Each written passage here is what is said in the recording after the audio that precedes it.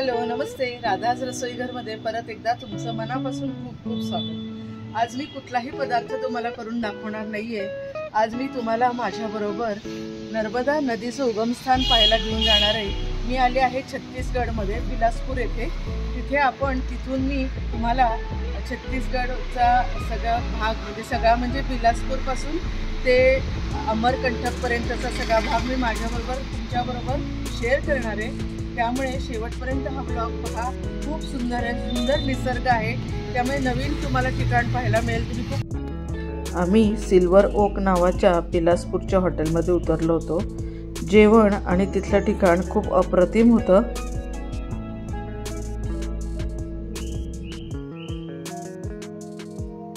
बिलासपूरहून आम्ही साधारण सकाळी 10:30 वाजता निघालो। ही पहा अर्फा नदी। सध्या जून महिना चालू आहे, त्यामुळे पाऊस इथे अजून पडलेला नाहीये, त्यामुळे ही नदी कोरडीच आहे।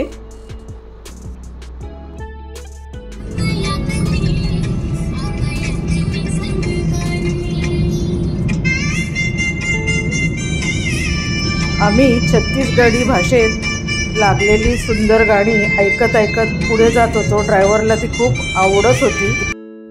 अमरकंटक हे ठिकाण सोन नदी आणि नर्मदा नदी हे उगमस्थान आहे तिकडे, आणि ते अतिशय रिलिजियस असं हे स्थान आहे।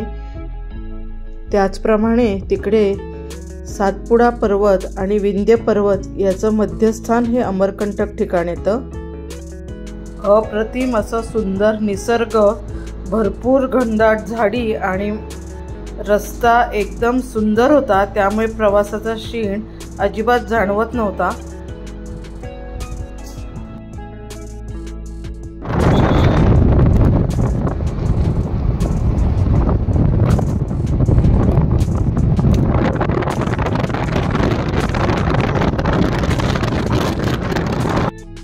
साधारण बिलासपूर ते अमरकंटक 124 किलोमीटर आहे।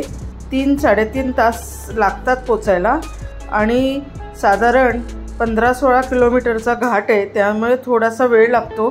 पण निसर्ग अतिशय सुंदर आहे, अप्रतिम निसर्ग आहे। अमरकंटकला आम्ही जाऊन पोचलो।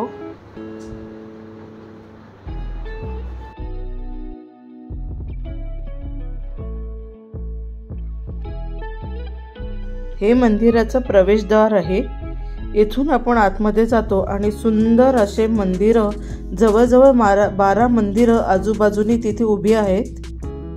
आतमध्ये गेल्या अतिशय प्रसन्न वाटत होतं।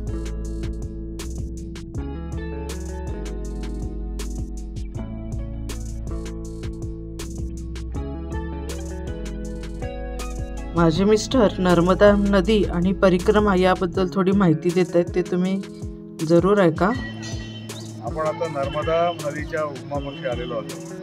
इथून अमरकंटक हे अमरकंटक गावापासून नर्मदा परिक्रमा लोक सुरू करतात। इथून पश्चिमेकडे जातात।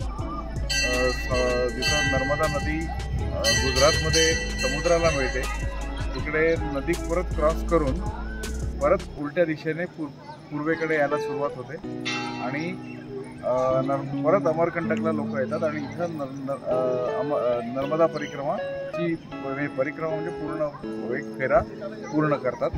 साधारणतः हा 3.5 ते 4,000 किलोमीटरचं अंतर आहे। हे 5-6 महिन्यामध्ये साधारणतः लोक पायी चालून पूर्ण करतात। तर आपण मूळ ठिकाणी आलेलो आहोत। इथं नर्मदेचा उगम आहे। इथे आपण इथे या भागात भरपूर आश्रम आहेत, भरपूर सिद्ध योगी इथं अतिशय म्हणजे खूपच चांगलं एक शक्तिपीठ आहे, की तिकडे तुम्हाला आल्या तुम्हाला तुमच्या मनामध्ये चाललेले सगळे विचार बंद करून तुम्ही फक्त मन तुमचं शांत होण्याचं ठिकाण आहे। सगळ्यांनी अवश्य यावं इथं 1 दिवस घालवावा, 2 दिवस घालवावे। अप्रतिम सोयी आहे तिथे या भागामध्ये राहण्याच्या खाण्याच्या। फार छान स्थान आहे।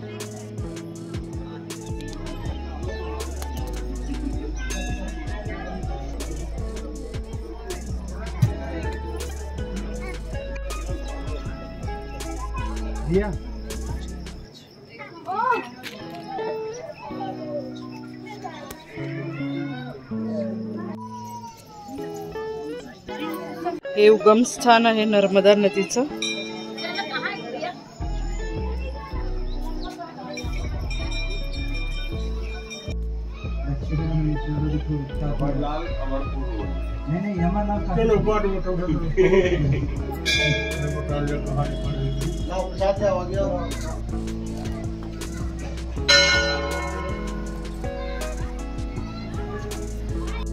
काही लोक या हत्तीच्या खालून येण्याचा प्रयत्न करत होते. अशी मान्यता आहे की जे हत्तीच्या खालून सहजगत्या येऊ शकतात ते पापमुक्त होतात. याबद्दल मी खरंच काही खात्रीने नाही सांगू शकत, पण तिथे सर्वजण हत्तीच्या खालून येण्याचा प्रयत्न करत होते. पहा किती भव्य आणि दिव्य मंदिर आहे. आता आपण प्रदक्षिणा घालायला सुरुवात करतोय नदीच्या कडेनी, जिथे उगमस्थान आहे.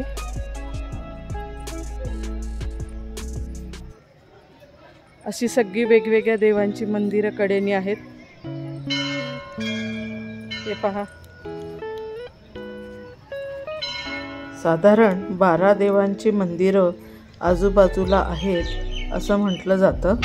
हे नदीचं उगमस्थान, इथून नदी वाहते.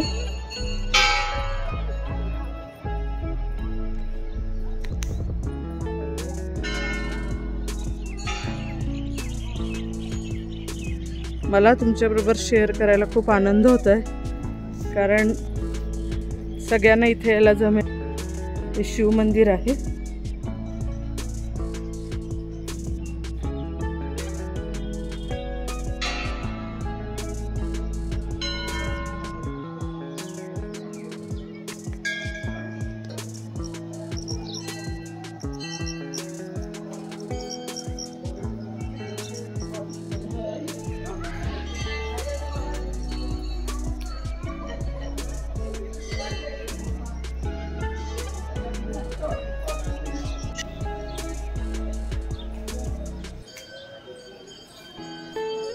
त्यानंतर पुढे राधाकृष्णाचं मंदिर आहे.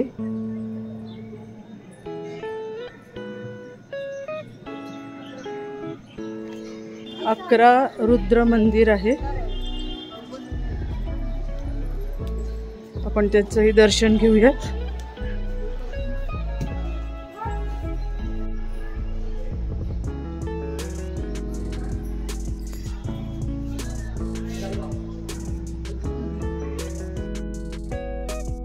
मंदिर परिसर पूर्ण प्रदक्षिणा घालून होत आलेला आहे. आता आपण मंदिराच्या शेवटच्या ठिकाणी येत आहोत आणि प्रदक्षिणा आपली पूर्ण करत आहोत.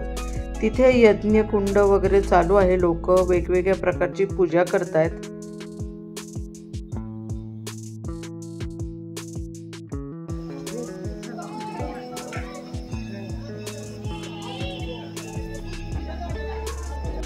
अमरकंटकला पाहण्यासारखं अजून एक ठिकाण आहे, ते म्हणजे श्रीयंत्र. ते अजून बांधून पूर्ण झालेलं नाही आहे आणि जे ज्यांना जवळून पाहायचं आहे ते तुम्ही पाहू शकता.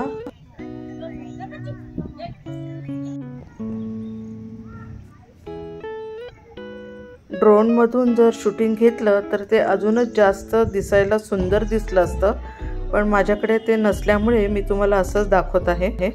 पुढे आम्ही अतिशय जुन्या पौराणिक मंदिरांना भेट दिली. खरोखरीच 10व्या-14व्या शतकातील ही मंदिरं अजूनही दिमाखात उभी आहेत. आपल्याला पूर्वीच्या या सर्व मंदिरं बघून अभिमानाने आपल्याला खूप खूप छान वाटतं आणि आपण आपली परंपरा जपत आहोत ह्याचाही मला खूप खूप अभिमान वाटतो.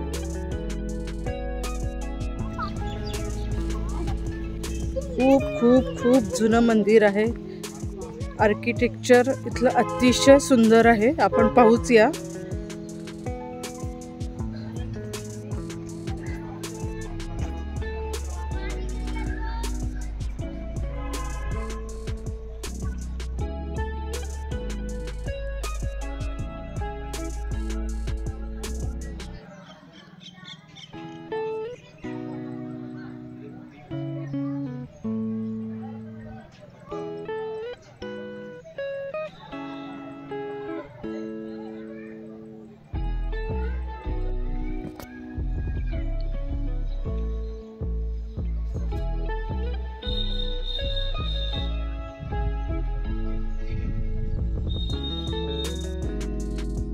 हे पुरातन काळातील कुंड आहे.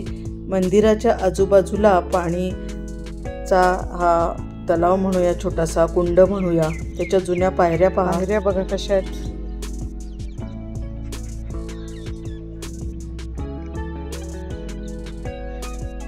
सुंदर सजवलेलं आहे मंदिर पण, आणि त्याचा परिसर सुद्धा.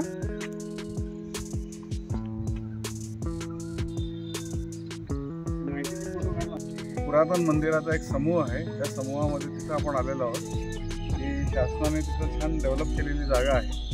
या भागाचा इतिहास असा आहे की 8व्या शतकामध्ये आद्यगुरु शंकराचार्य आणि त्यांनी नर्मदेचा उगमचं स्थान सुनिश्चित करण्यासाठी इथे एक सूर्यकुंड बांधलं आणि पातालेश्वर महादेवाचं स्थापना केली. तर या त्या समूहामध्ये पातालेश्वर महादेव आहे आणि इथं पाठीमागे सूर्यकुंड आहे.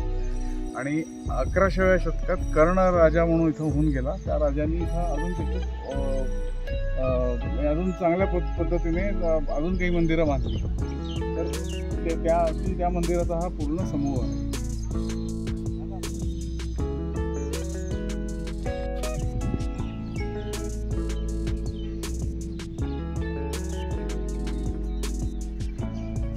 हे पुरातन मंदिर आहे पातालेश्वराचं.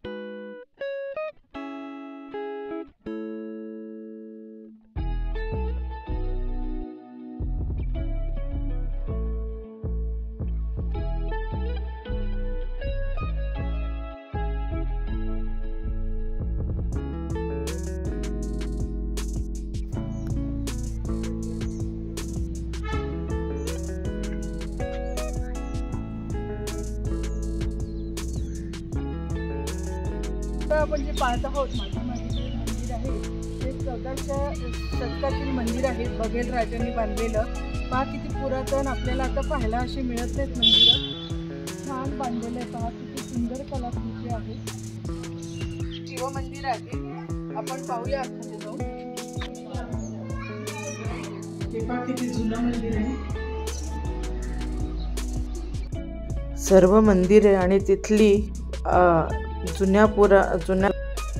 जुन्या काळातील मंदिरं आणि तिथला परिसर पाहून वेळ कसा गेला कळालाच नाही. विचारच करत राहिलो की पूर्वीची लोक कशी असतील, तिथले तेव्हाचं वातावरण कसं असेल, आणि त्यामुळे इतकं छान आणि प्रसन्न वाटत होतं.